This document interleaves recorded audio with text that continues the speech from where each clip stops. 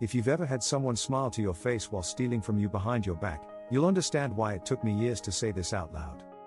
The person who stole my inheritance wasn't a stranger, it was my sister, Hannah. She thought she'd won, that the paper trail was dead. But karma didn't just visit her, it moved in and changed the locks. My father was a man of routines, working 40 years at the same factory, living by one rule: what's fair is fair. He saved every penny in a weathered leather folder. Before he passed, he called us into his room, the heavy air filled with the smell of medicine and old books. He said, "I'm not leaving you a fortune, I'm leaving you a start. 50-50. Don't turn my life's work into a war." Those words reverberated in my mind, a warning to not let greed tear us apart.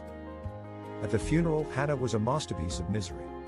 She gripped my hand tightly, a moment of false support that felt like a mistake, believing her grief was bigger than her greed. While I mourned our father, she was already calculating the square footage of the house. Days turned into weeks, and Hannah kept saying, "You were busy with your training career. Let me handle the bank paperwork." Exhausted by grief, I let my guard down as vague texts trickled in. "The bank is slow," she'd say, or "the lawyers are on vacation." I was falling into her trap. Then I found it, a crumpled bank statement in the bottom of the kitchen trash. It wasn't addressed to the family trust, it was just her name, Hannah, sole beneficiary.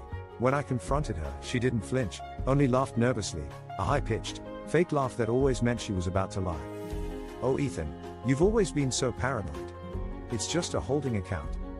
Suspicion brewed, and my anger began to mount. The mask finally slipped one Tuesday morning when I walked in to find a private appraiser in our living room. She looked at me not as a brother, but as a tenant she was about to evict.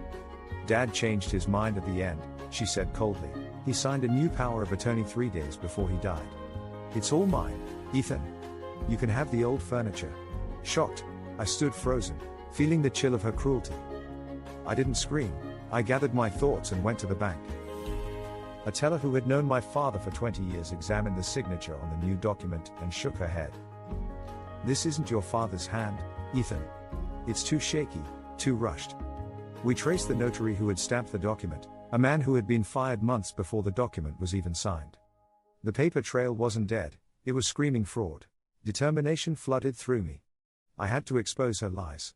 Hannah had already spent the money, leasing a luxury SUV and ordering premium furniture, believing the house sale was a done deal. While she was in the midst of a Facebook post about her new life, the police arrived.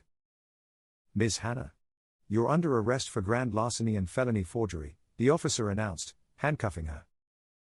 The chaos unfolded as the SUV was towed away and the furniture returned. The house? It was sold, and every rupee was split exactly as my dad had intended. As I watched her world crumble, triumph coursed through me. I don't talk to her anymore. Some betrayals don't heal with time, they heal with distance. I now live in a quiet place, knowing my dad's legacy wasn't just money, it was the truth. And the truth always finds its way home.